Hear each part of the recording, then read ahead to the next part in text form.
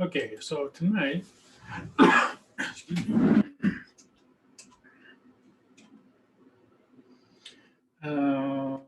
21 handout.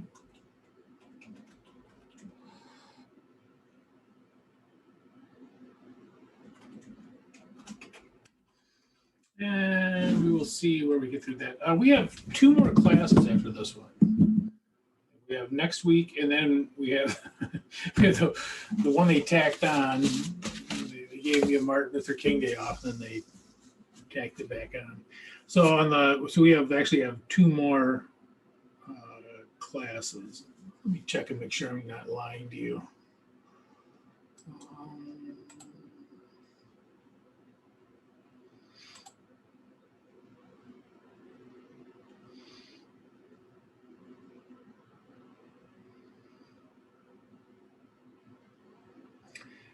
510. Yeah. So we have 2 more classes after this one. So we'll see where we get through on this.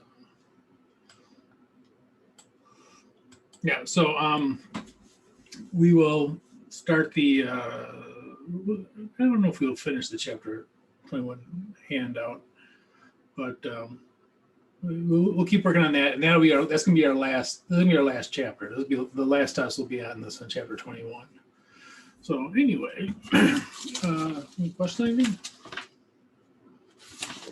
Okay. Well, I will jump into, no, not that. Yeah. Okay, so I think we're on the time value of money, and I think we did the first, we did the first page and we stopped. So this is on the second page. Let's see how we did this. Okay.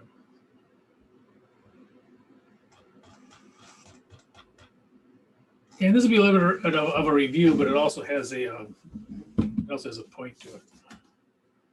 And I'm going to start calculator out. Okay. One more thing I'm going to pull up here is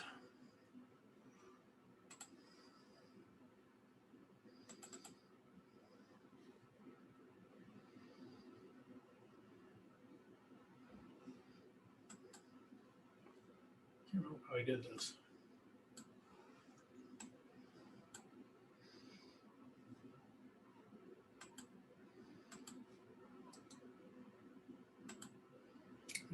Okay, so this is our present value table. This is in Excel, but there's also ones in PDF files.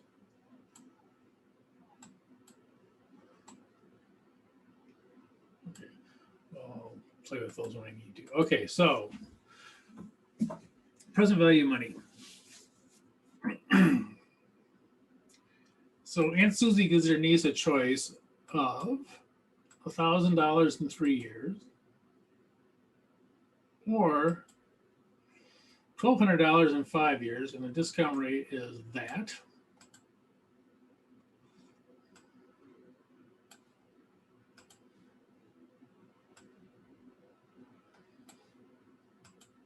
Okay, so Aunt Susie is giving the choice.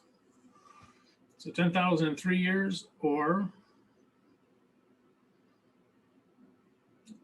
let's see, 1,000 in 3 years, or 1,200 in 5. Okay, so let's see, 1, 2, 3, 4, 5. Okay, so this is today.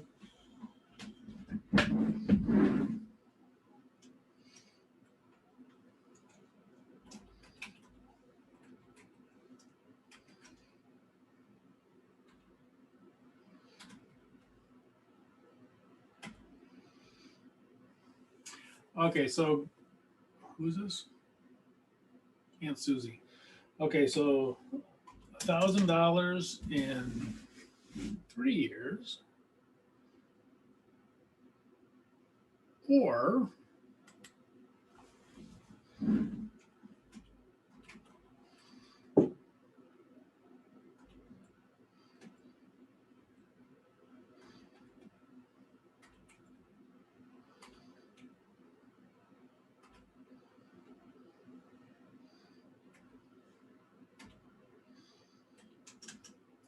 $1,200 in 5 years. So these are the choices that Aunt Susie's giving.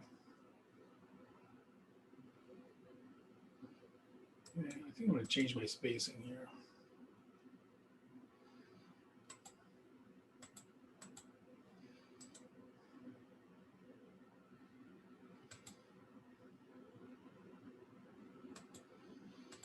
Okay, so first I'm going to do is calculate how much this is worth to Aunt Susie. Oh, here we go. That's what I did before. And then we'll do the other one. Okay, so first one. So here's what we want to do. We want to bring this back to today. You know, put this into today's dollars. Now, how much is this worth today? Okay, so coming over here, we have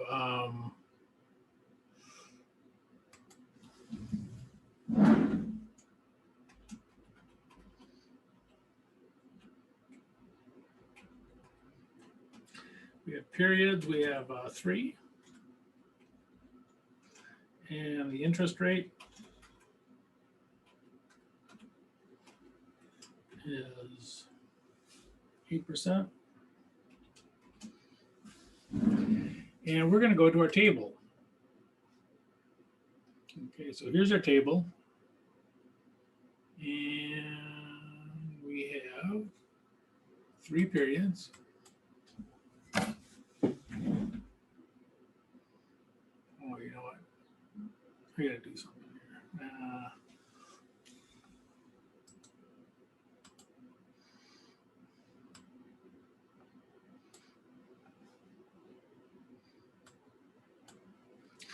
Okay, so 3 periods at 8%.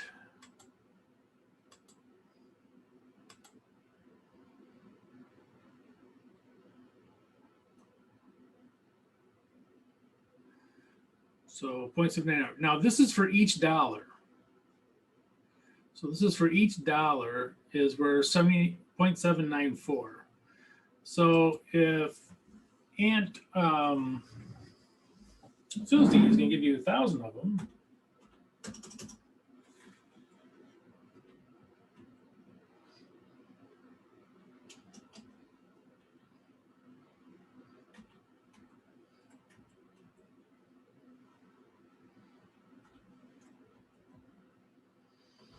Okay, so I think for that, $784.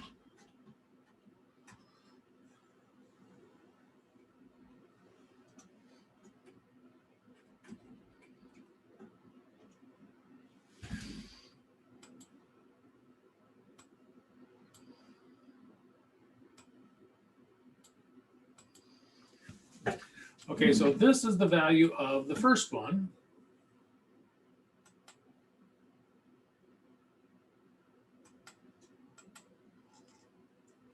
And we're going to do the same thing over here.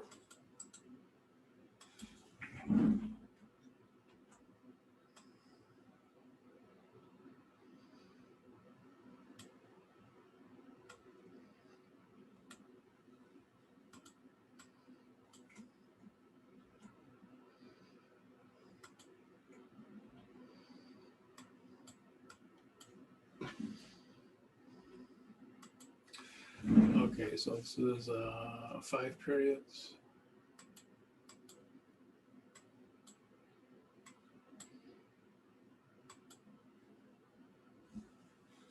Okay, so we come down here. Now this is for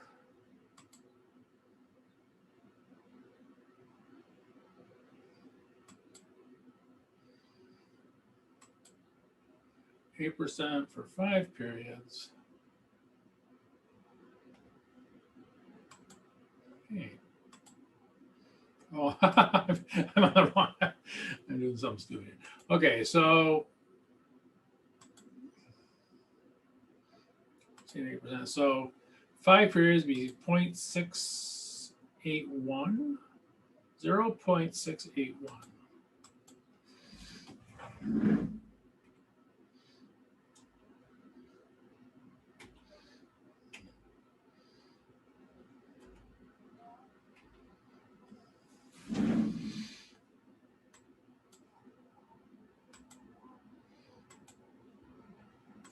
So we're going to take 1,200 times that.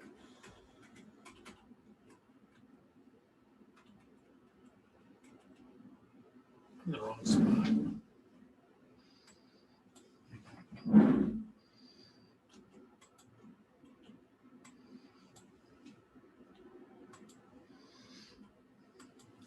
Okay, it's time for Mr. Calculator. 1,200 times 0.681, 817.2.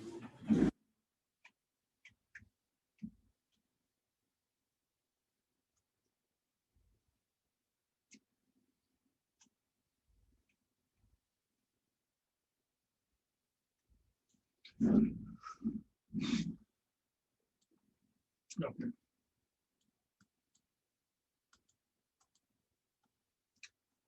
And so the question is, well, which one should she pick? Well, assuming that the niece wants the highest dollar amount,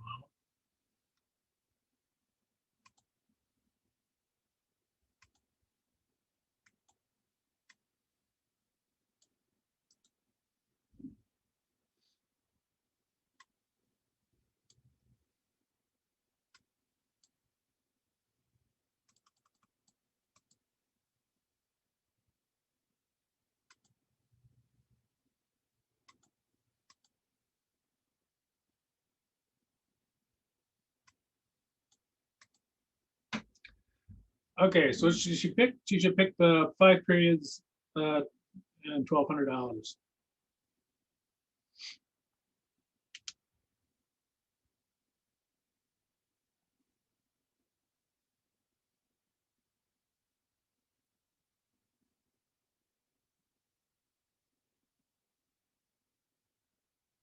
Questions on it?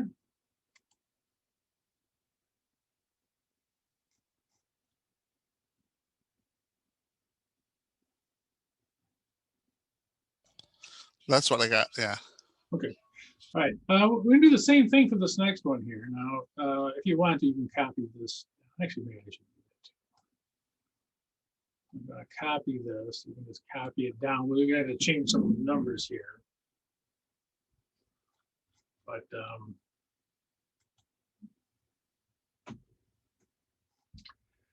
these are not the right numbers.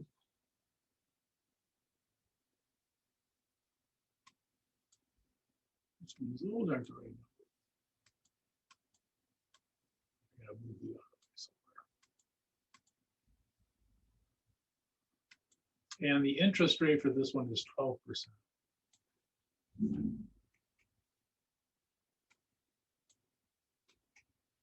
Okay, so we're going to do exactly the same thing we did before. You know, it's $1,000 in 3 years or $1,200 in 5. But now the new discount rate is that.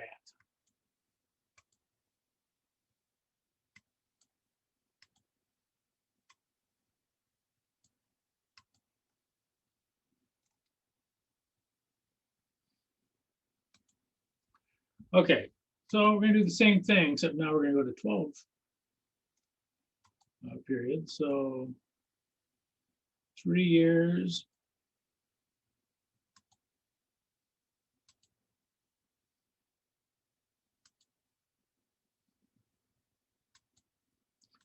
And 12% means that would be 0.712.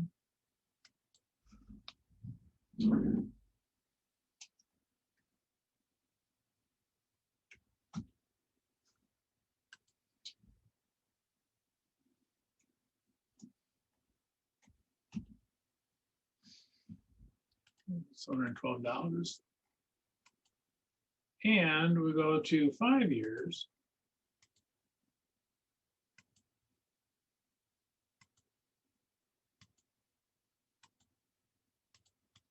at 12% and 0.567.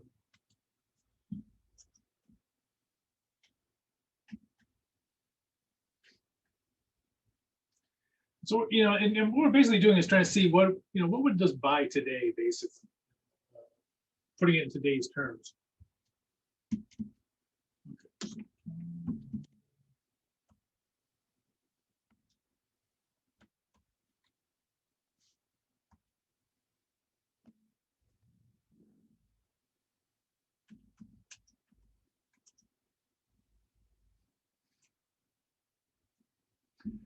Okay.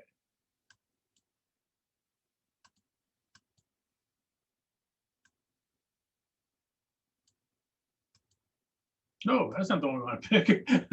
We'll pick the wrong one there.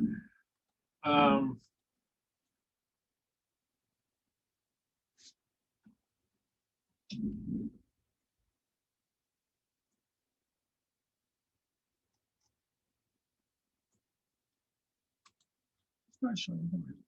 Hold on a second.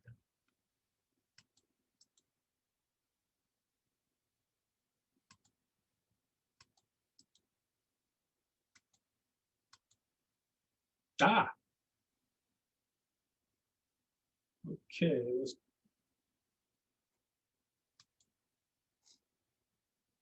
I did something really wrong. Let me try to fix it here.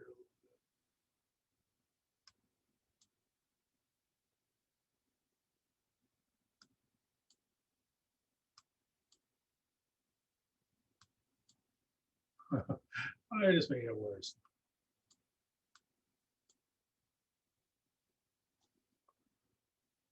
Okay, well, despite my lack of computer skills, yeah, so this is at 12%. And the kind of lesson that we're learning here is you'll notice that these two are exactly the same. That, you know, the cash flows are exactly the same, 1,000 in 3 years, 1,205. But with a different interest rate, it means it can change our decision. So the interest rate can actually change your decision as far as what you want to do. You know, because what is worth today might be different because of it. Any question there? You know, this is these are exactly the same. All this stuff's exactly the same. The only thing that changed was the interest rate. So the interest rate can have an impact on your decision, and it can change it.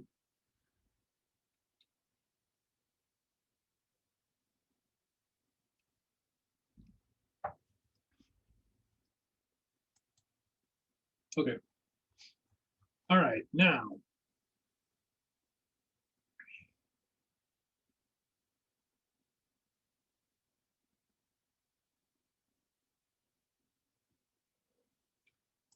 Okay, Uncle Fred.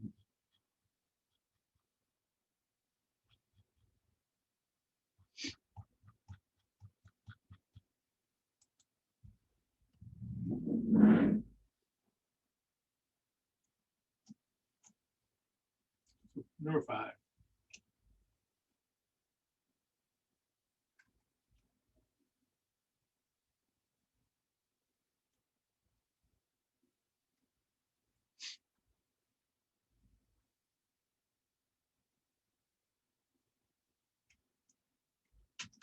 Okay, so Uncle Fred promised to pay his nephew $1,000 at the end of each year for the next 3 years.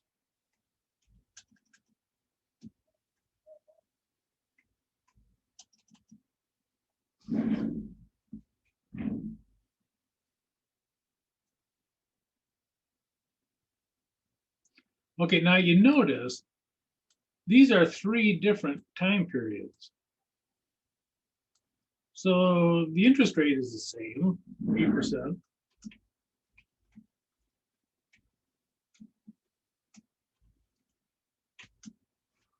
But we're going to have different time periods. So this would be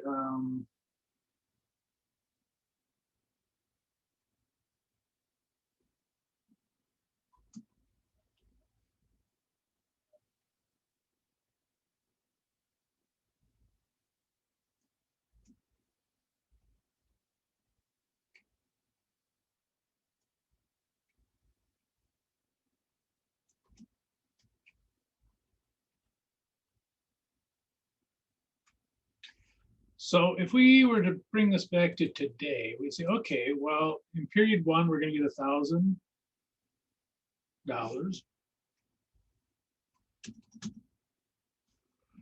We go down to our table. I'm going to clear this up. Don't get confusing. Okay, so what's that, 8%? Okay, so the first one is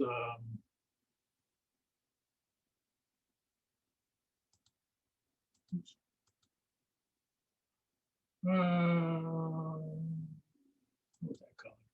That's a little too bad.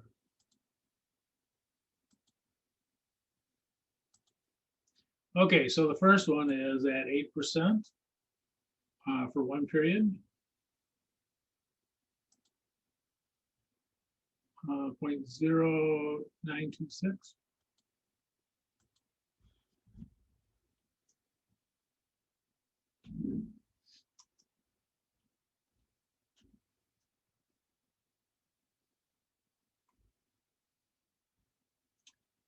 Yeah, let's see, 926.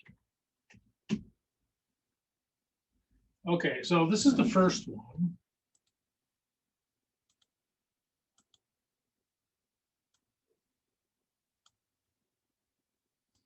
We're going to do the same thing for the second one.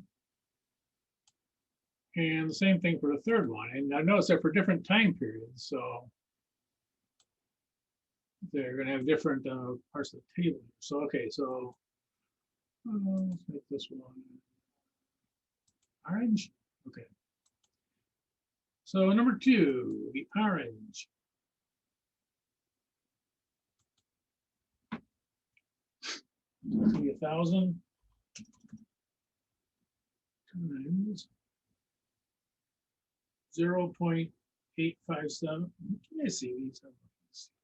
Make these a little bigger.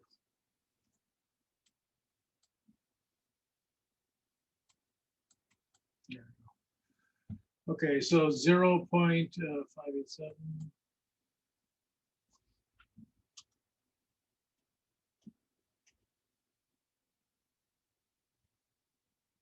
Oh, wait, hold on a second. 0.857.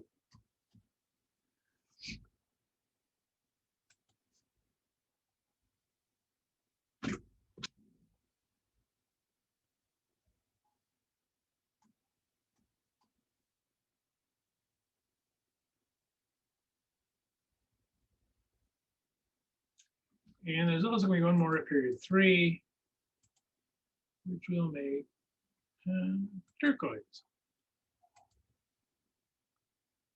No, turquoise is a little close. Close. You guys get the idea. Okay, so this will be 0.794. We already had that one before.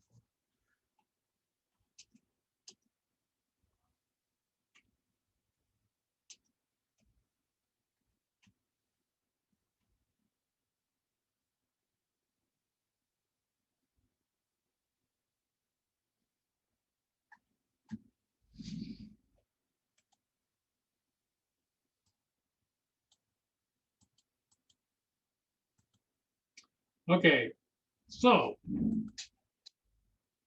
if we wanted to see what Uncle Fred, let's see what Uncle Fred's gift was worth today. We have to add those up.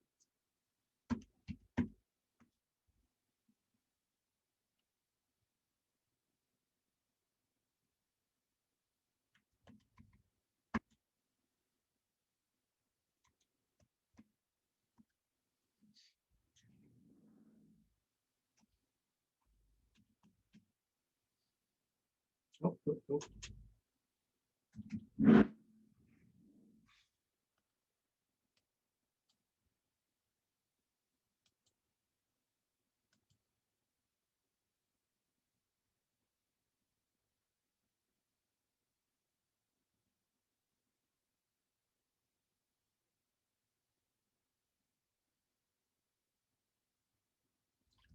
Okay, now I want to show you something. The next thing we're going to cover, and that is this. If we were to add all of these up, there could be a quicker way to do this. If we add all these up, so these are the single amounts. If we add all those up, they'll come to 2.577.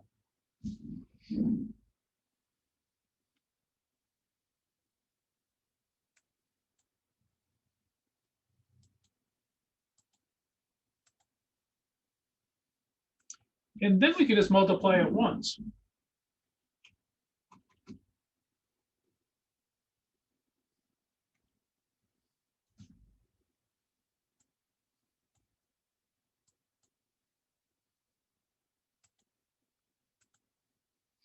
And we would get that same number. I'm gonna move this down here.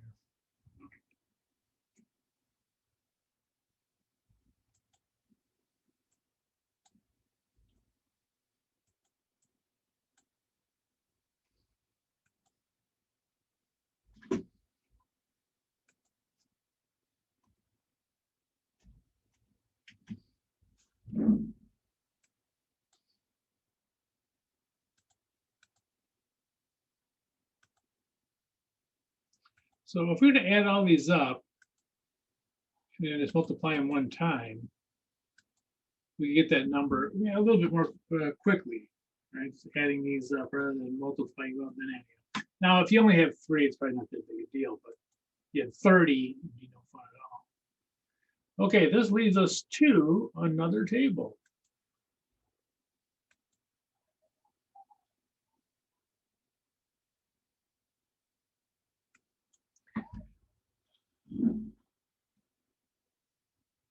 If you turn to the annuity table,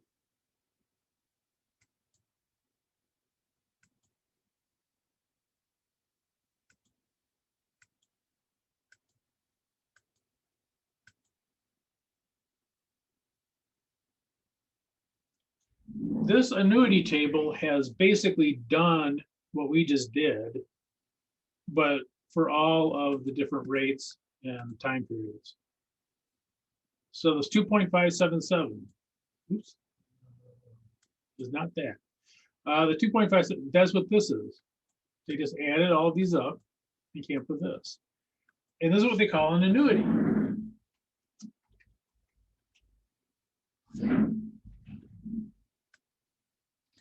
Which we'll talk about next. Okay, so this is what they call an annuity table. And these are annuities. And say, okay, well, what's an annuity?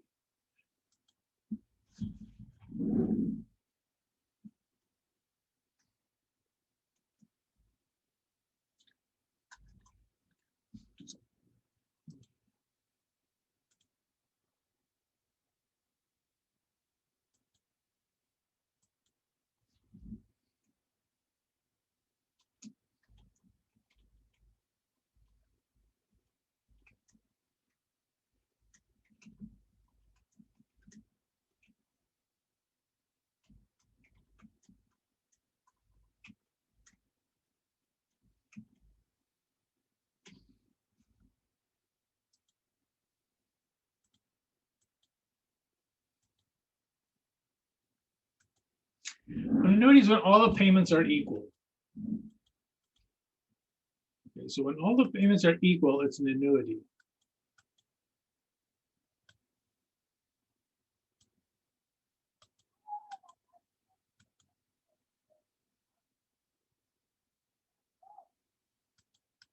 So when all the payments are equal, it's an annuity.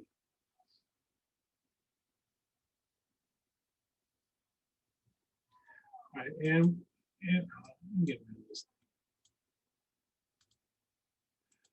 And in our case here, we could do it more quickly with that. Now, like I say, for 3 periods, probably not that big a deal. But let's go to this next one.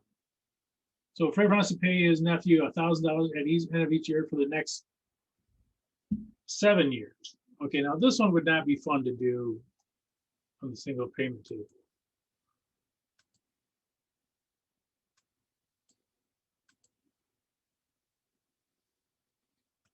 So make sure now.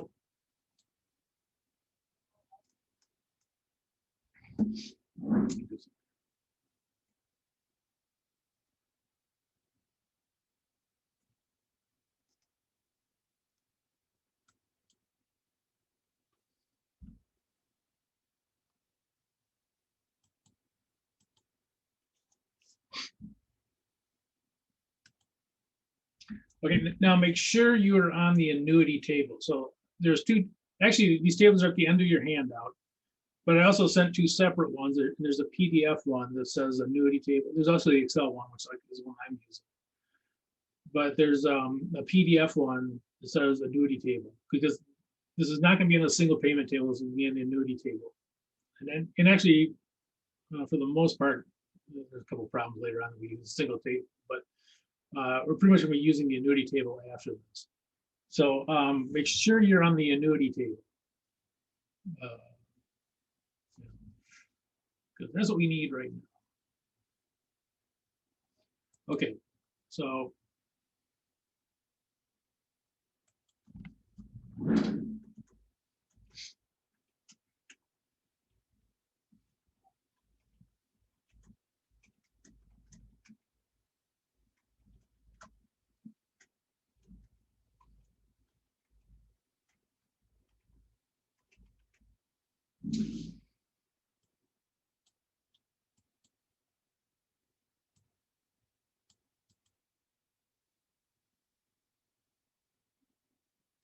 oops.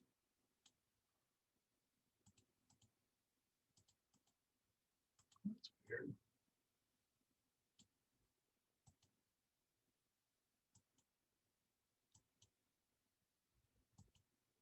Okay.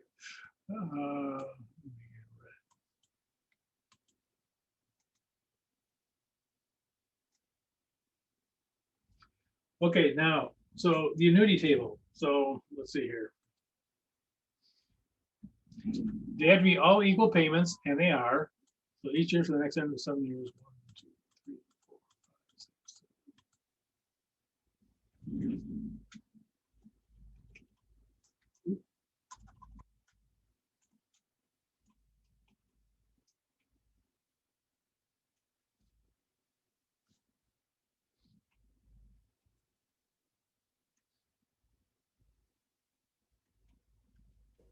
Are you supposed to be showing us the screen?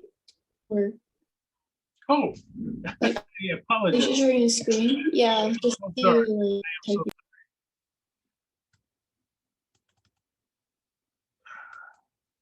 I'd like to say I'm an excuse, but I don't. I'm an idiot. All right. Yeah. So I'm sorry. So this is number 6. And again, make sure you're on the annuity table. And again, there's I sent 2 tables. One was a single payment table, which we, and then there's another one called the annuity table, and this is also in the Excel table that I sent out. Is also has this one. It's the second one over. But this annuity table is the one we're going to be using for pretty much now. Just a couple problems with it. Okay, now again, You said the PDF and the Excel are the same, right? yeah, the PDF table. Well, actually, if you look at the PDF files, they're the same as here. Let me show you my. So this is my. Well, we won't have this in there. So this is the present value table. This should be the same as the PDF table for the single payment, and this should be the same as the PDF file for the annuity. Let me check and make sure. Yeah, so this is the annuity table. And the tables are in your handout, but they're not very readable in the handout. I don't like the way they came out. I was fiddling around with them. I couldn't define any better. So that's why I sent the PDF files too. But these PDF files, I mean, you can actually highlight them and stuff like you do regular PDF files. So maybe I should do that instead of this. But they're yeah. So this is the annuity table. So single payment table and the annuity table, and these will be the same as the PDF tables. Use a PDF. I don't know. All right.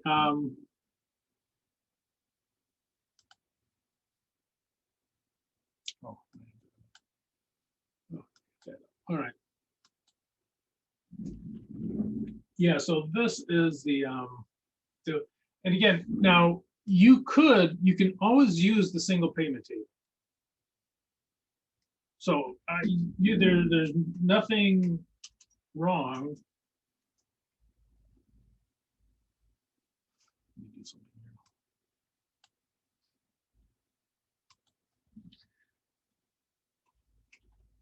You could do it 7 times using the single payment table. There's nothing wrong with doing that. It just would take more time.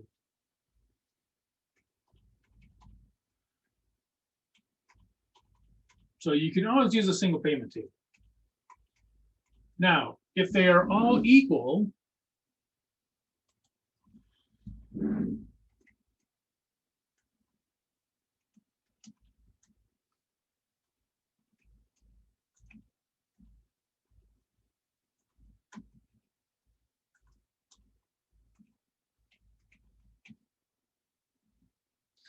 um,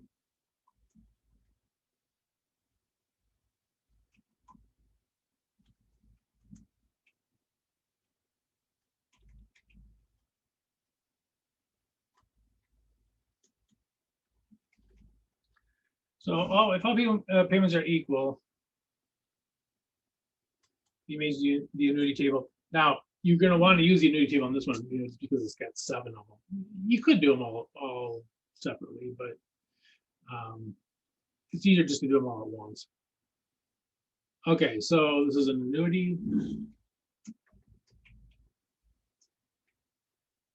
And interest rate is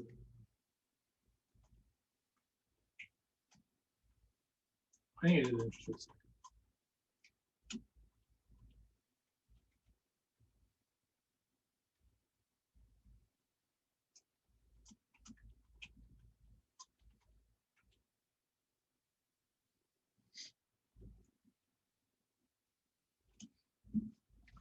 Okay, so what we're going to do is we're going to multiply this just once.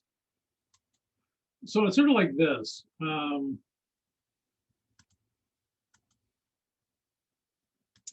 We're going to take all of these at once.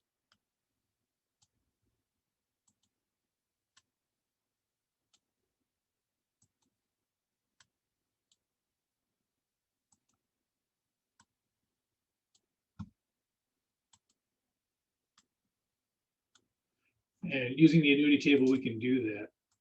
So the payments are 1,000 times. Okay, so 6% for 7 periods. Come down here.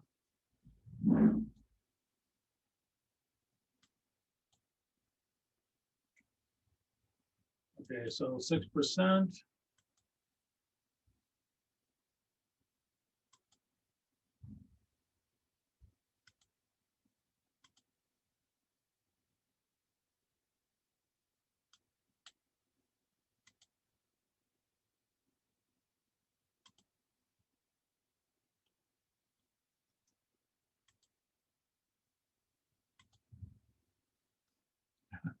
Sorry about this.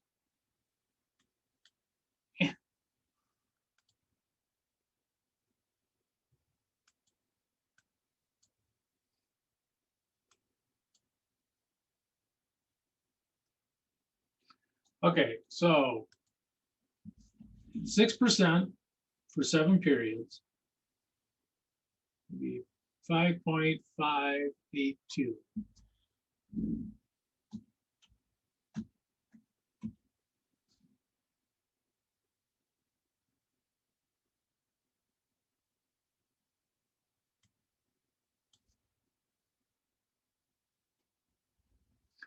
Okay, and that will equal. It's not really letting me. It's not liking me right now for some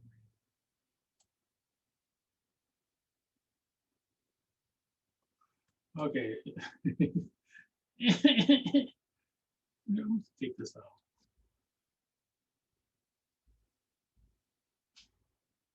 Still not liking me.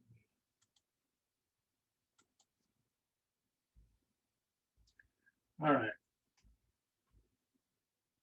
5,000.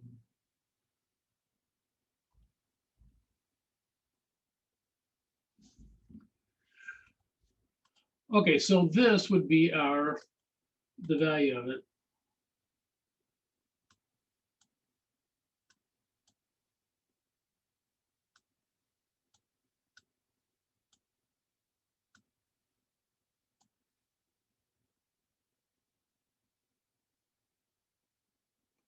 I hope you guys are having better luck than I am with the screen here. But anyway, yeah, so this would be that. Now, again, you could go back to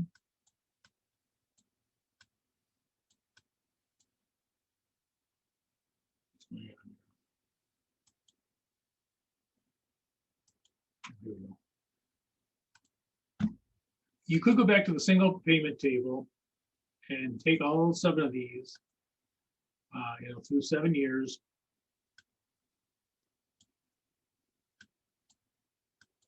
And you should get the same number, or it might be pretty close. It might be off a little bit because of rounding, but it'll be pretty close to it. And there's nothing wrong with that. Theoretically, that's fine. But the annuity table, if they're all annuities, this is definitely the quicker way to go. So you get the spacing here better.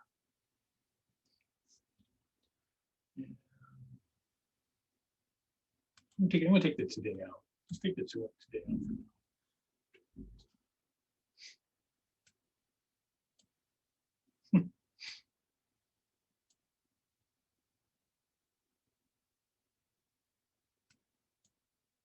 I must have done something terribly wrong on this. All right, well, shoot, I want to make a point. It's not going to make any sense unless I get these straightened out.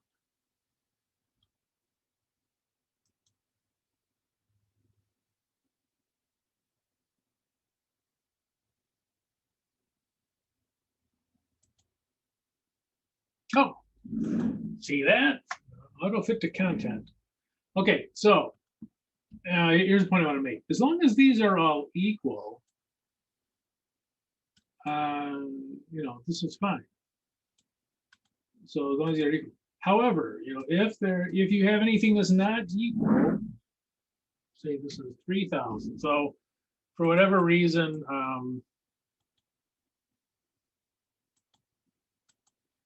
who's this? Uncle Fred. So for whatever reason, Uncle Fred gives you 3,000 in year 4. You can't use the annuity table. Then you have to do it the single payment table. There's a way you can do an annuity for 1,000 for 7 years and then 200 for 4. You can split these up into different things. But if there's, generally speaking, though, this is not an annuity. So this is not an annuity because that's a different number. And the question might come up, well, can you average them? Can you take all these together and average? You really can't, because it'll spread them over different periods. So averaging doesn't, we only got to get $1,000 in year 1, $1,000 in year 2, and so on. So you can't average them to use the annuity table. It either is an annuity or it's not. There are tricks again that you can kind of piece things together, but annuities are only for annuities. For example, on this one, what I talk about is this. Wait a minute.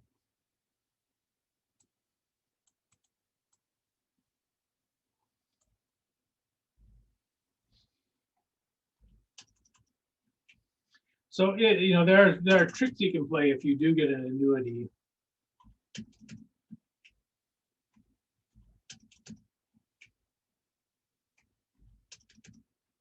Or if you get one that's not an annuity, but it's only off by 1 number, say, there are sometimes some things you can do.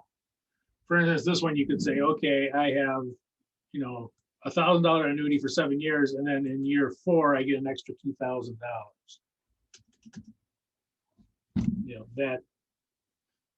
So you can sometimes break them up that you don't have to do every year. This one would be an annuity. This would be a single payment.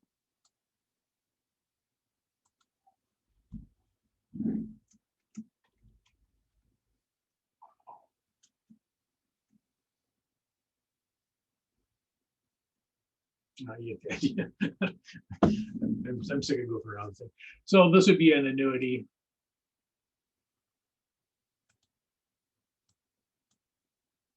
And then this one would be a single payment. So there are ways you can kind of play with them to make it, if and like I say, if there's only one or two numbers that are causing it not to be an annuity, you can do this kind of stuff. But for the most part, you cannot use the annuity table for this, taken the way it is.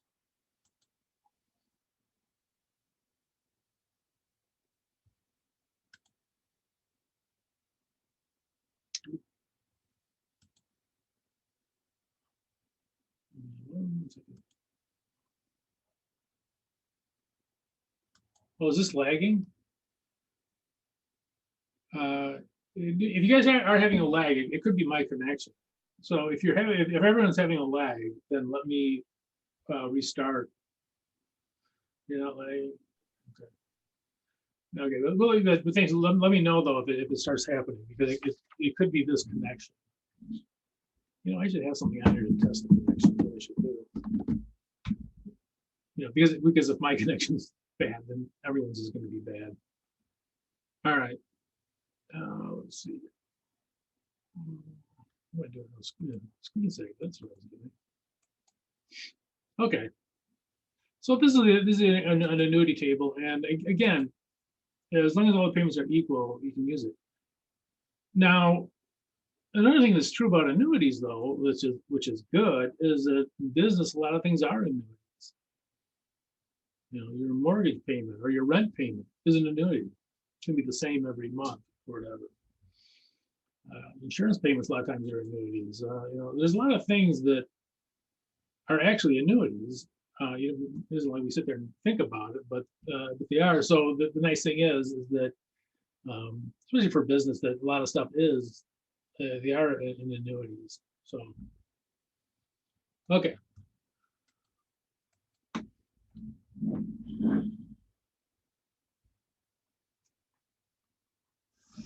So let's take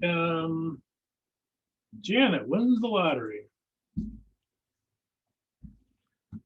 Janet is going to find relatives she never knew she had.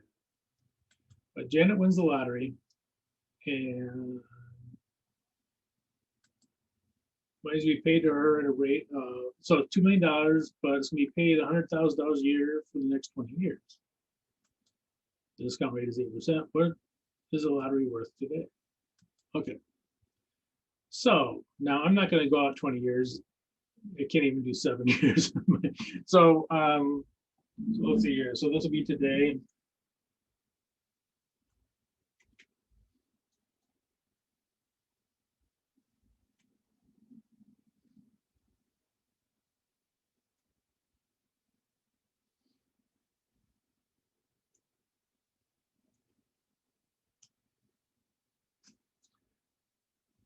Okay, so it's going to go out to 20 years, and I'm not going to get it.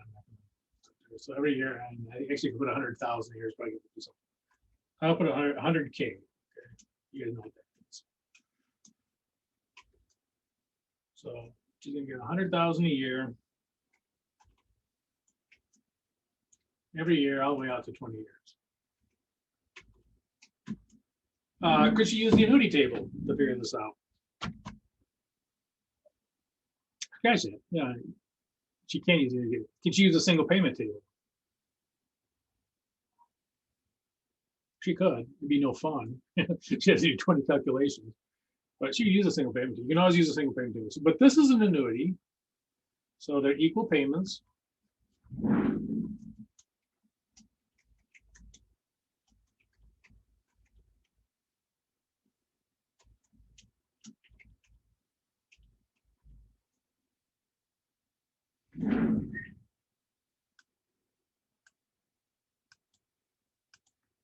Okay, so the interest rate is 8%. Wait, I think I do periods first.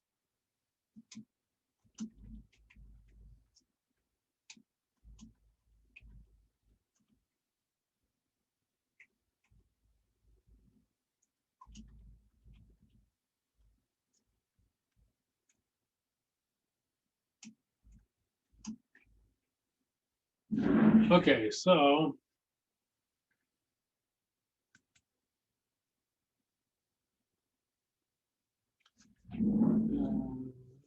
let's see what happens when I type in.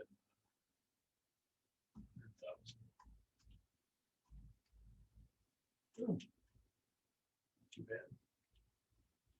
Okay, so we are going to 100,000. The annuity is for 20 periods at 8%. Okay, so here's 20 periods.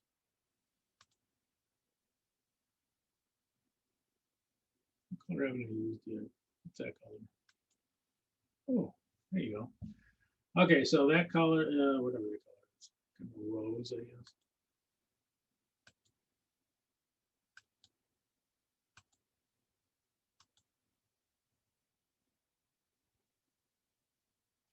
Okay, so 20 periods at 8%. 9.817. Okay.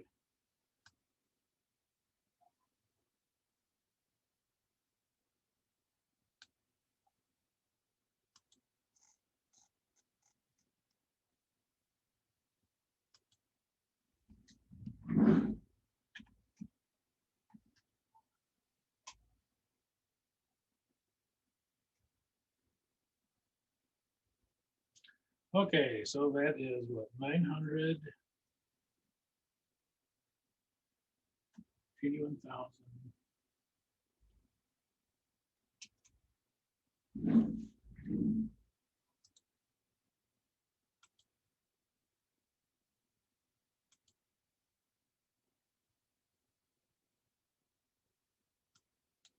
It's not fitting.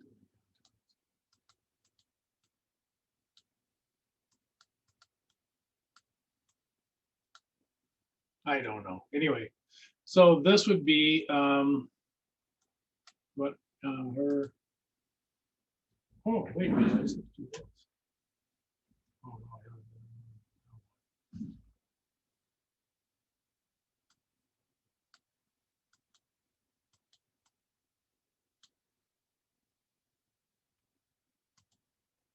Let's get rid of today.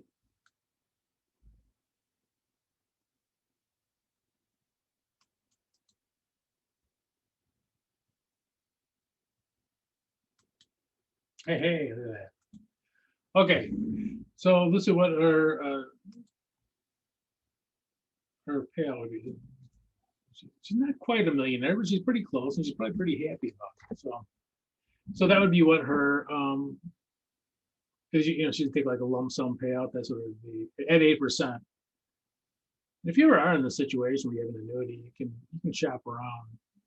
I know the state will say they'll buy it out for some amount, but you can also shop it around to see if someone else can give you a better deal on it. So, any questions on that?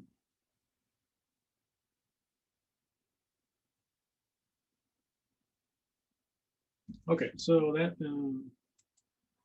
that's Janet winning the lottery. That doesn't happen very often. This next one, however,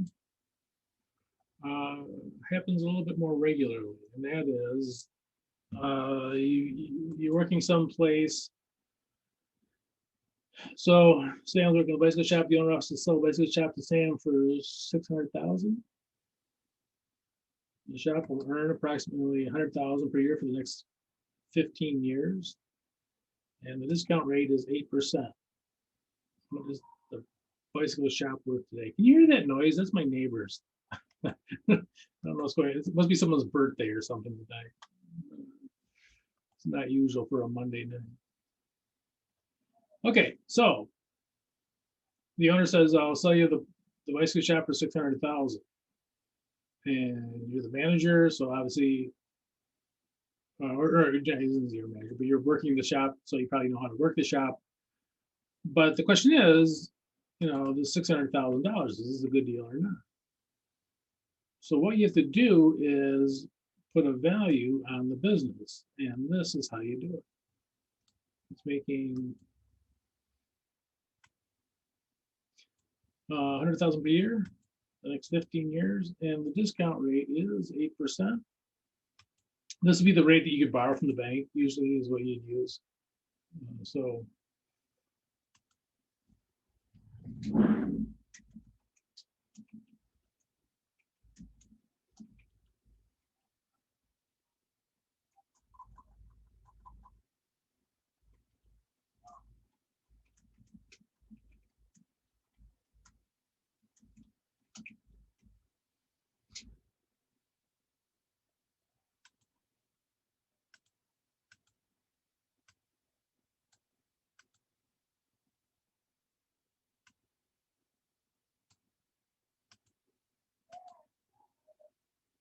try and make it a color.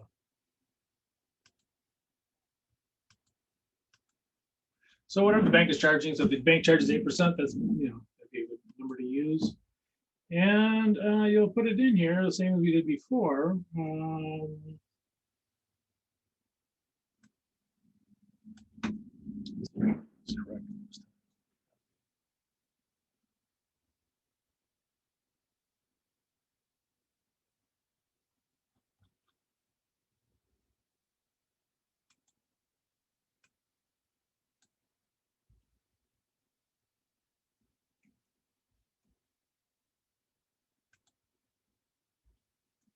Okay, so this would be $100,000 per year for the next 15 years. So this is going on 15 years, not 20. So you see what is this thing worth going out 15 years, and you know, bringing it all back to today.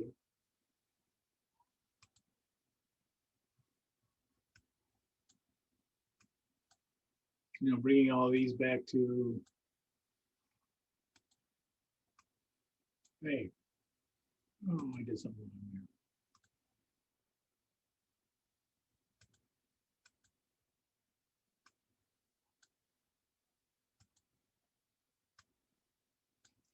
And again, you could use a single payment table, but that would be loads of not fun.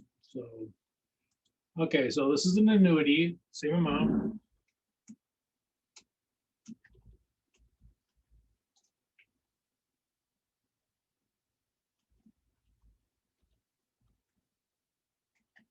$15 periods, and the interest rate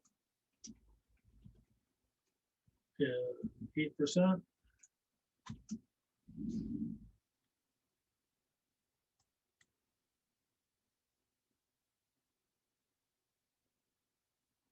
And so it's 100,000. Oops, that's not the right number.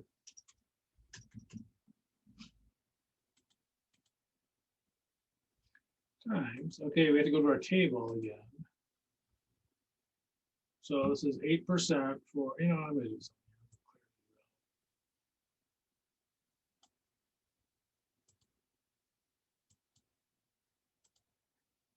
Start new.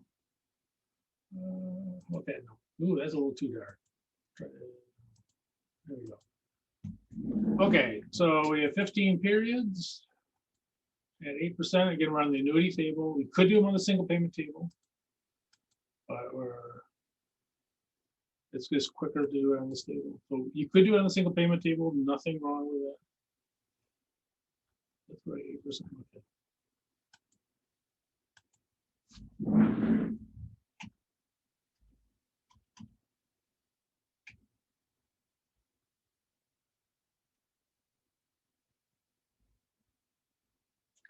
So what is it?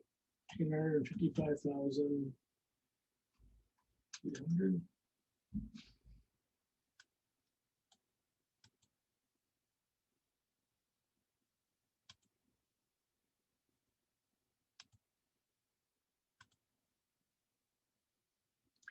Okay, so the business is, this is the value of the business.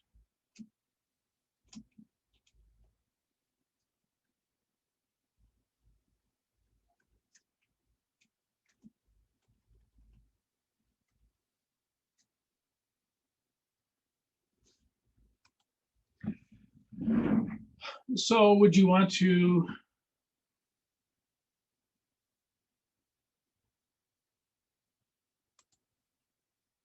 So would you want to buy this business for 600,000?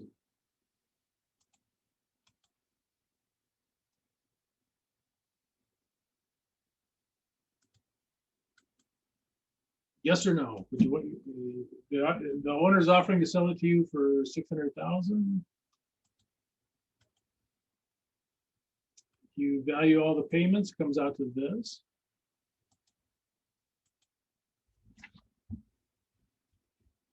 So would you want to do it? No. Actually, you would. Because here's why. Here's what you're going to give up. You're going to give up 600,000. Now that's in today's dollars, right? That's in dollars today. So you get a loan, it'd be into dollars today. But here's what you're going to get back. Now, here's the interesting thing about this. This is also in today's dollars. I know if you add all these up, 100,000 times 15 years comes up to 1,500,000, whatever it is. But in today's dollars, it's worth this. So the question is, would you give $600,000 today to get back $855,800 today? You might say, yeah, many times I could do that. So and this is kind of going into what we're going to talk about next, is making decisions, long-term decisions, based on this kind of stuff, on the time value of money and all that. So, and again, the lottery thing, you get hit by lightning. This is something that happens routinely. Businesses get sold every day, and the question is, how much do you sell it for? What's a good price, and what, to buy it, and all that kind of stuff. So anyway, yeah. So this is the value of the business. This is what they want for it. So you want to do it. If you can get the dollar amounts, the payments, and the interest rates, you can value anything. Virtually any business that you can think of. If you can get the cash payments, again, these can probably be estimates because these are future amounts, and the interest rate, which is for a smaller business, it's going to be the what you can borrow money at. So if you get those two things, you can value anything. Okay, I think let's stop there, and then we'll come back. We will start on page 9. Page 9 is a little bit definition-y, but be back in some of those things. Let's say 7-11.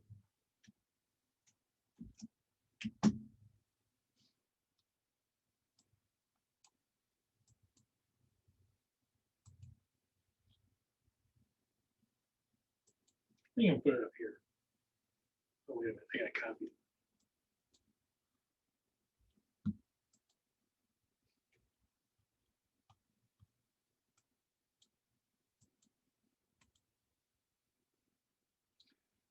So what is the price shop for today? So it's worth this. And again, you'd want to do this. Okay, yeah, so let's go ahead and take a break, and then we'll come back and do some more.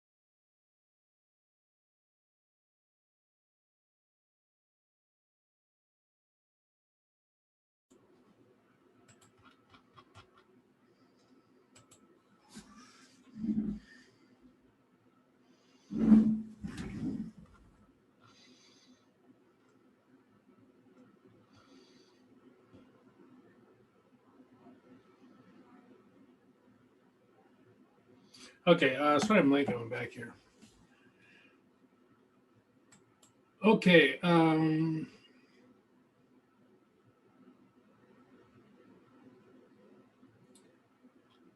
so what's this page? Page 5? Yeah. Ah.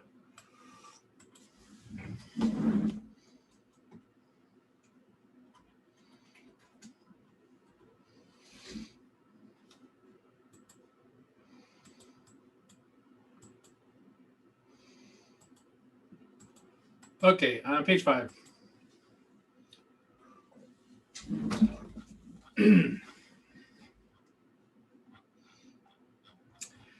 Net present value. And I'm going to go into a little bit of the, let me hold on a second.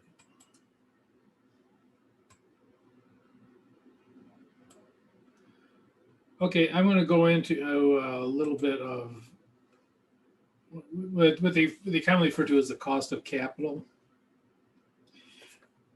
For most small businesses, it's going to be the amount that you can borrow money at.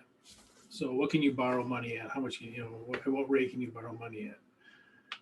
For larger companies, especially if they can sell stock, which means they're on the stock exchange, which is usually a fairly good sized company to have your stock publicly traded, it's possible they can get money from selling stock, instead of borrowing money. And for larger companies, they'll usually have some mix. For instance, if you, I don't have it on me right now, but if you look up some large company, General Motors, they're going to have, some of their money for their big money, their long-term stuff is going to come from stock, and some is going to come from bonds, which are basically like big loans. And they're going to have some mix, usually of those. And the amount of interest that you pay on that mix is usually, there's going to be some kind of average going into it, some kind of weighted average. Usually, selling stock for a company is less risky than taking a loan. If you take a loan out, you have to pay it off. Okay.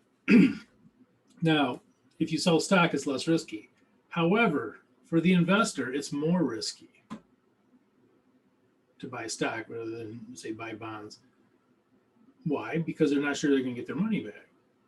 So the stock usually has a higher rate of interest. Again, if you're small and you can't sell stock, this isn't going to apply. It's just whatever you can borrow the money at. But especially if you're a larger company, you can sell the stock. Now the stock usually has a higher interest rate. There's an expected rate that's higher than what you can borrow the money at. Why? Because the people that are buying the stock, to them, it's riskier. And they're the ones that are buying it. So, they're going to price your stock accordingly. This is riskier than, than buying a bond or something like that, or putting money in the bank. So we want a higher rate of return, and that's what they're going to be kind of basing it on. So that's kind of the background behind this. So you have a borrowing rate, and this is usually usually this is the lowest rate.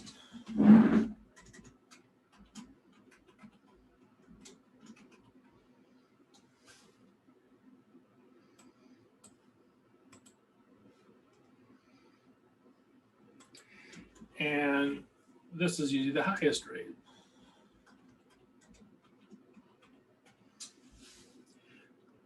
So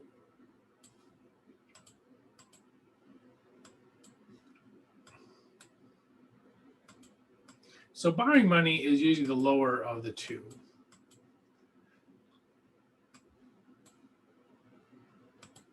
Again, we're not going to go terribly deep into this in this class. So let's end up doing what they call the cost of capital. And the cost of capital can sometimes be indicated in a couple different terms. It could be the discount rate, the required rate, cutoff rate, hurdle rate. Those are all the same thing that are basically how much does it cost you? How much does the money cost you? That you're trying to Now, it could also be, I think I left one out here. Sometimes it's called a yield.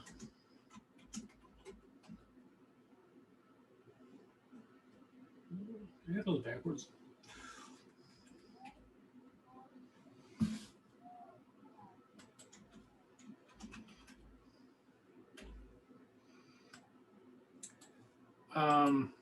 Oops. So these are all, they're all basically the same thing.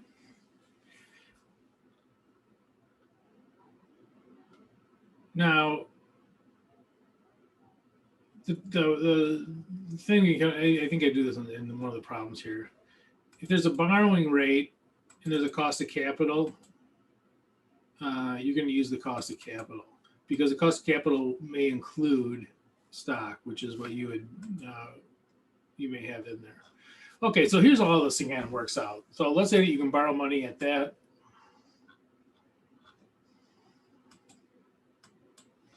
And the stock investors, again, want more money because it's riskier for them. They're not idiots. And so they say, okay, we'll buy your stock, but we're pricing it basically so we can make about 14% on it because it's riskier. Now, if they had equal parts of this, if they're both 50-50, this would mean that you'd have a cost of capital of about 11%. 50% times 8, 50% times 14, add those two together, and this is what you'd come up with. So it's sort of like a weighted average. Now, to make it even worse, sometimes they'll add a premium on it, and they'll say, look, even though we can borrow money or get money at this amount, all money, there's a risk, so we'll have a risk premium. We will put a little bit on top to say, okay, really the money we should be looking for is, say, 13%, 2% higher. And you can use this risk premium because you might have investments that have different risks. Something might be very risky and you'd have a higher risk premium, or something that's very safe, maybe you'd have even zero risk premium. So it is, even though this is the number that they generally use, they can make adjustments to it too. Okay. Well, that's a lot of words. Okay, so let's take a look here, see what how this works out. Okay, so there's two on this page. Net present value. So net present value, and this is the first one I'm going to do here is if there's annuities. If it's an annuity, in other words, all the payments are the same. So investment costs this amount, and it will return $1,000 per year for the next 3 years. Okay, so let's kind of chart this one out and see what it looks like.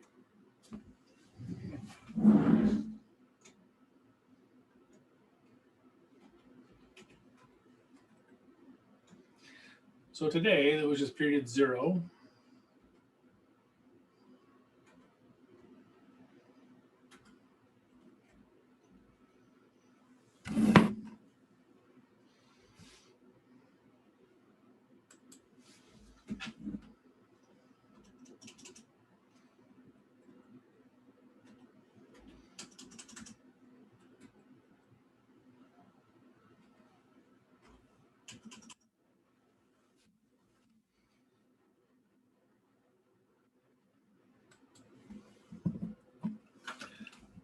so today we have this amount, and it'll look like this. The cost will be a negative.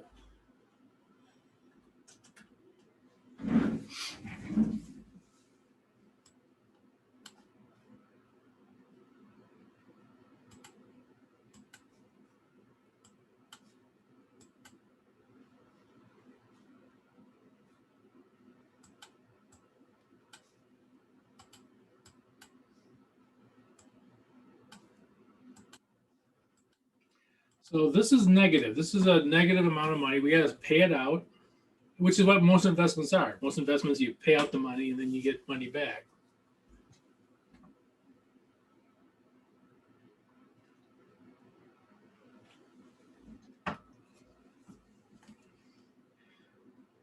Now, we can't simply compare these.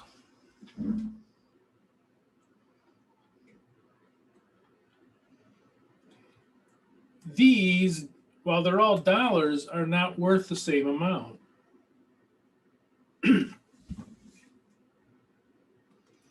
So all those being dollars, they're not the same amount. So the 2,402, those are in today's dollars. Those other dollars are future dollars.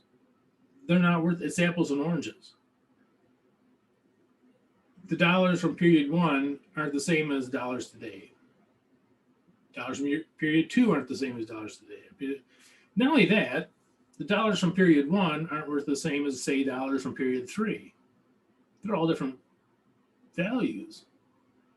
You know, even though they look like they're the same, they're not, because they're going to buy different amounts of stuff because of the time value of money. Money in the future doesn't buy as much because of inflation.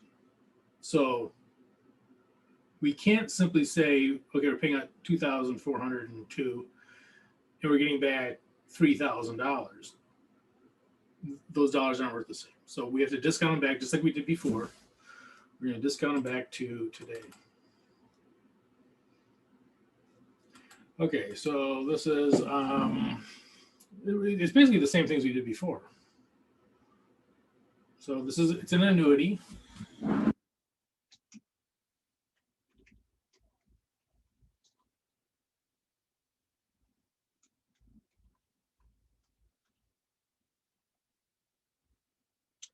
Three periods. The interest rate is 8%. Okay, we could use a single payment table. There'd be nothing wrong with using a single payment table, but I'm going to be lazy because I want to. And I'm going to use the annuity table. So we're going to bring all these back to today, and we can compare it to this.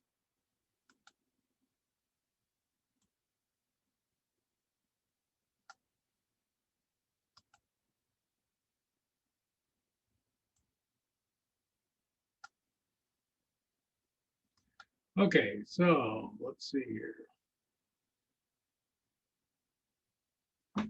So payment is $1,000. And I'm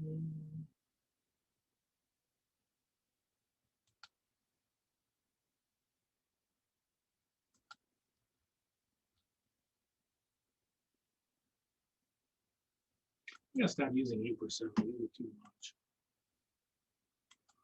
Okay, so this is 8% for 3 periods. Color blue.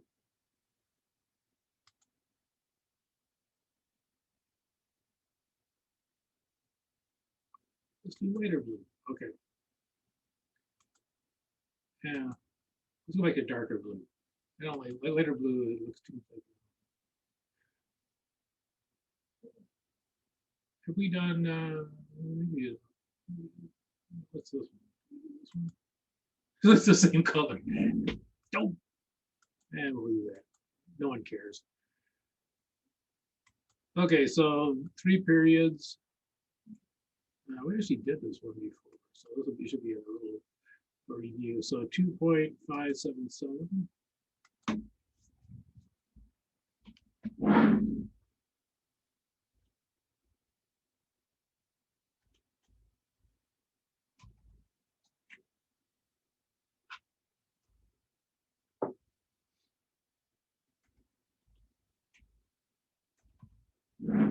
Okay, so this is what we're going to compare. So what are these future dollars are worth in today's dollars? They're worth 2,577.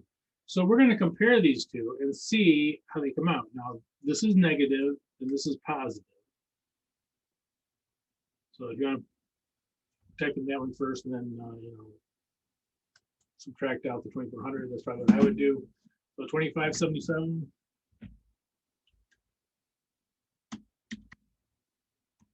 minus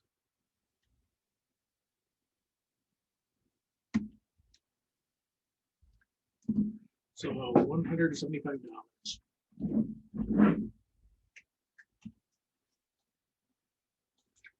This is the net present value.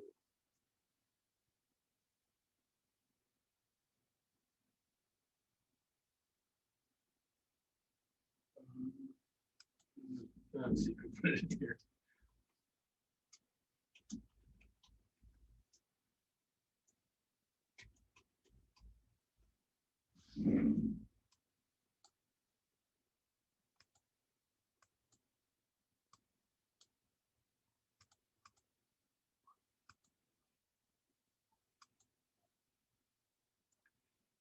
And as long as this is a positive, you'll want to make the investment.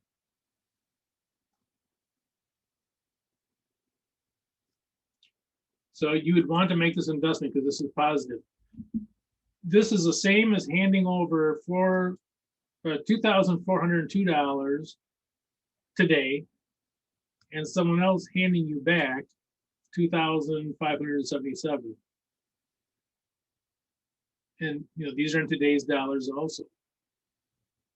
So today, you'd be $175 richer today by doing this.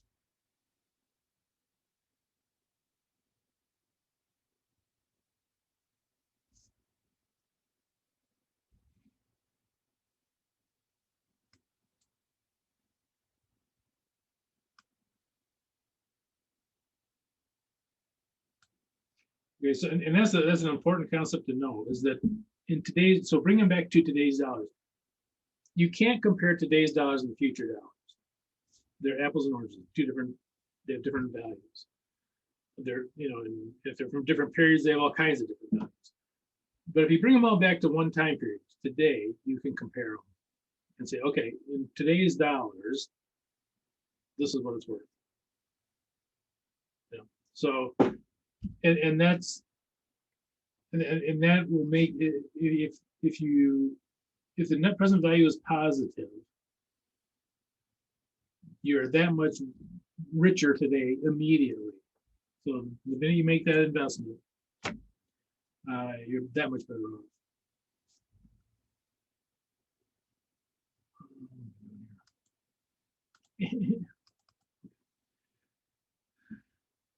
So you'd be immediately gonna say you'd want to make the investment. Let me see.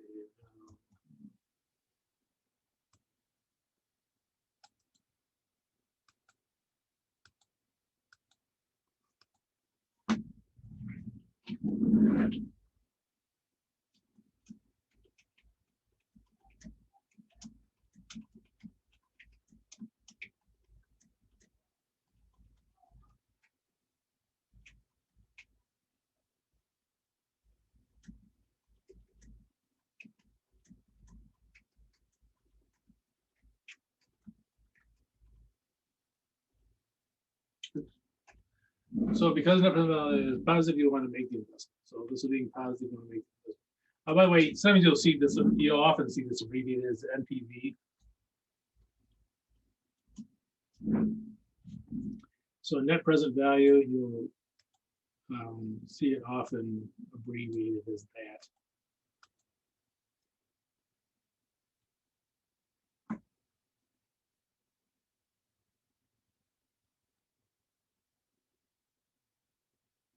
Any question on that? So again, you're when it comes to investments, look at the payout and compare it to what the inflows are, but in today's dollars. So you bring it back to the same period, the same time period today. Then you can compare them. You can't compare them out in the future. They're worth different amounts.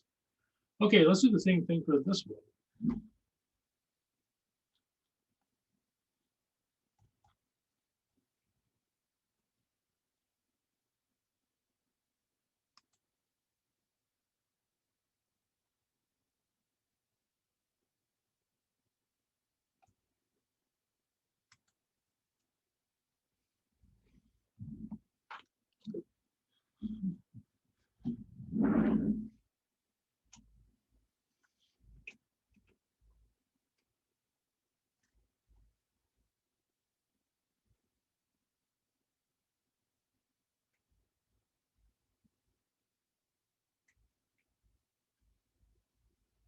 And I was gonna say 50K here, just to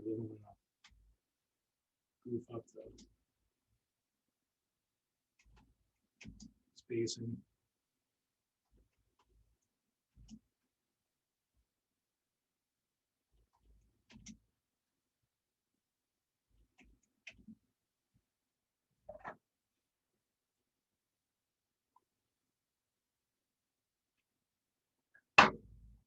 Okay, and this one is minus.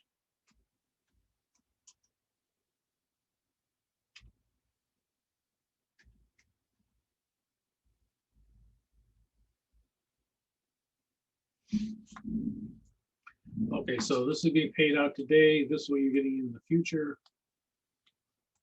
Okay, so the derivative.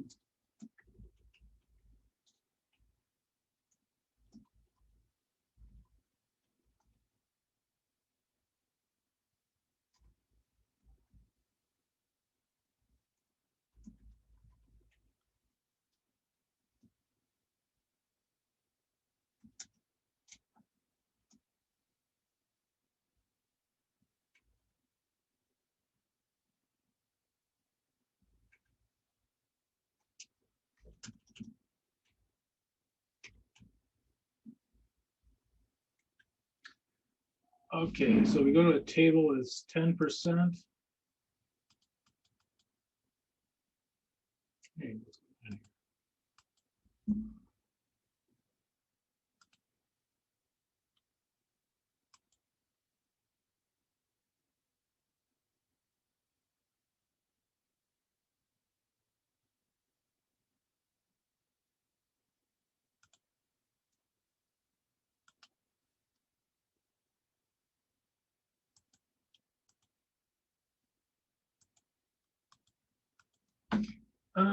so was it 3?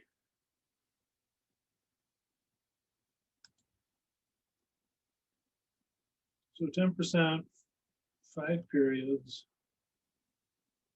3.790.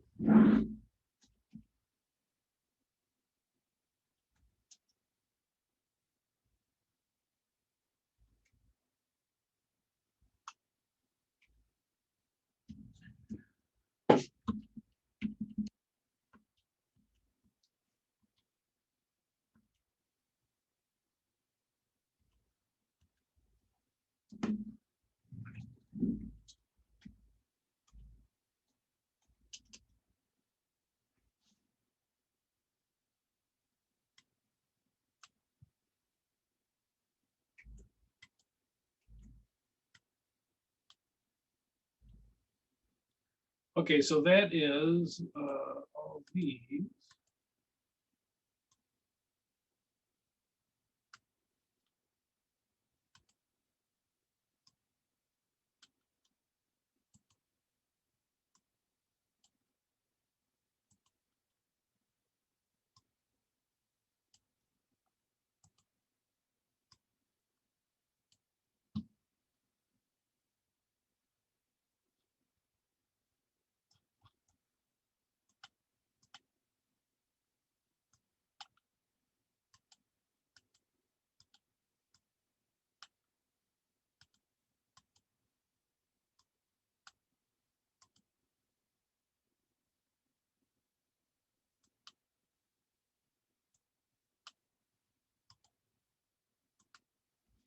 And that's gonna be negative. Minus.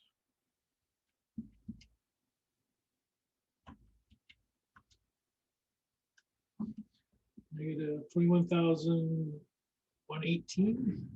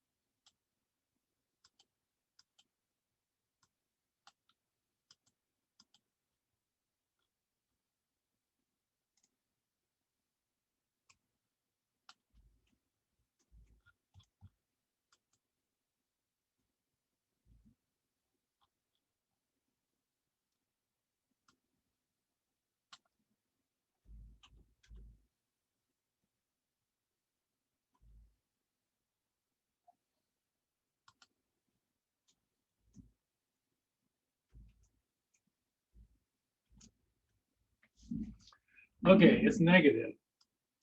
So because it's negative, you'll not want to make the investment. You would be $21,000 worse off immediately if you made this investment.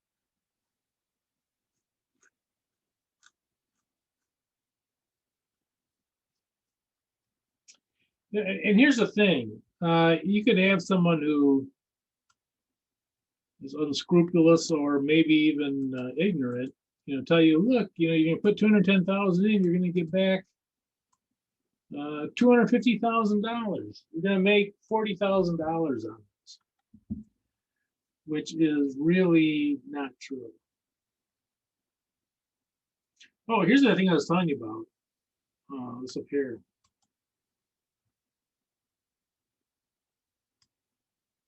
If they give you both of these, the borrowing rate and the internal rate, or required rate of return, use required rate of return because that includes the stock, which is theoretically a better measurement.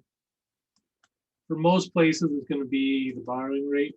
Larger companies, it'll be the required rate of return.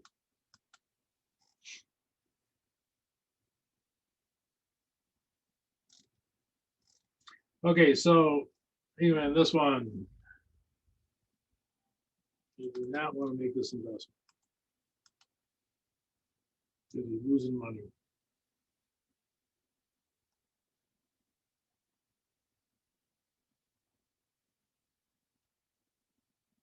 Question on that?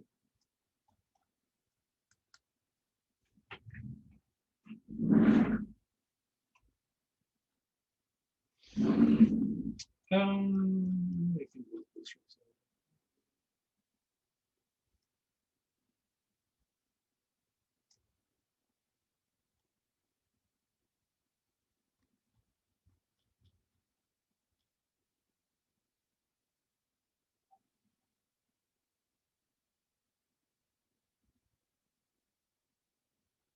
I think we'll stop there.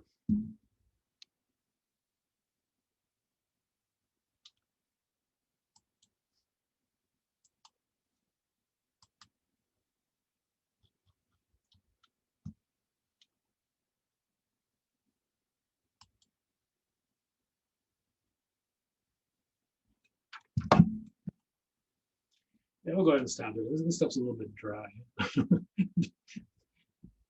Sometimes you feel like you're gonna, oh, I gotta get all this in, and you end up wasting time because tunes out. You can only put so much stuff in a 5-pound bag. So anyway, any questions on any of this? Any questions on this? So this is the net present value. This is what they call, this is gonna be a long-term, these are for long-term investments. Long-term meaning usually more than a year, and a lot of times for many years. Equipment, a lot of times lasts 5, 10, 20 years. Buildings last for 30, 40 years. You have all these things can last for a very long time. And so you gotta make the decisions. And I think we talked about this before. In the short term, time value money, it exists, but it really is usually not,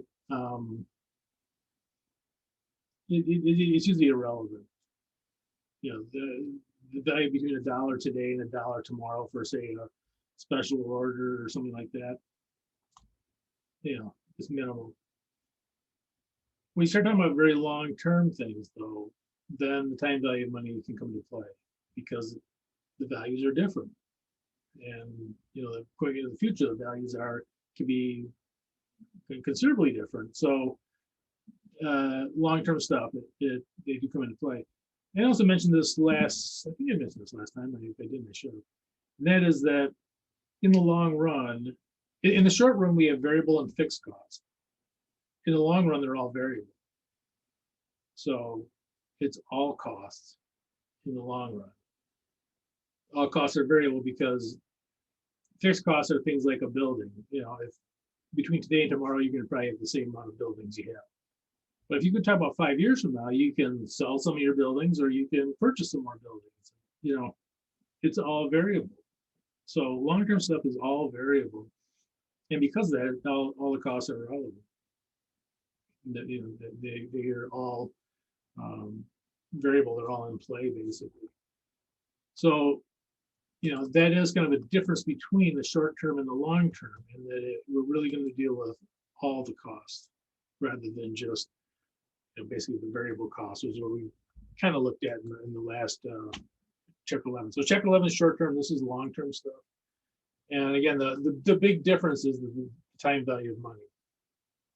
And how do we make decisions based on values of the dollars that are not the same? The future dollars are not worth the same as the dollars today. Question on this? Okay, so we'll stop there, and next week we'll pick it up, and we're gonna find out one more method, the internal rate of return.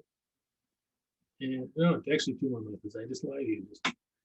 Internal rate of return and the payback period, and then we'll have the we may do a problem or two on the book, but we have certainly the practice exam, because next class will be our last one before the final class.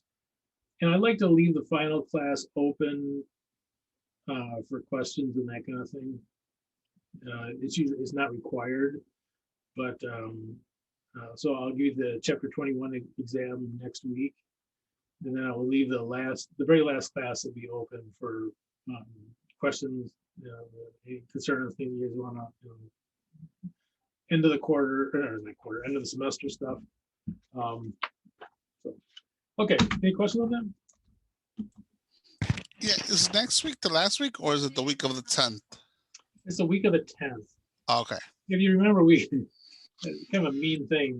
They gave you Martin Luther King Day off, but they really didn't, because they tacked it on that Monday is, you know, there's still classes for Monday. Like I say, I don't know. There's nothing wrong with it, but anyway, so the week of the 10th, or the May 10th, we will have class, and but again, if you have everything turned in, you know, it's not a requirement at last class.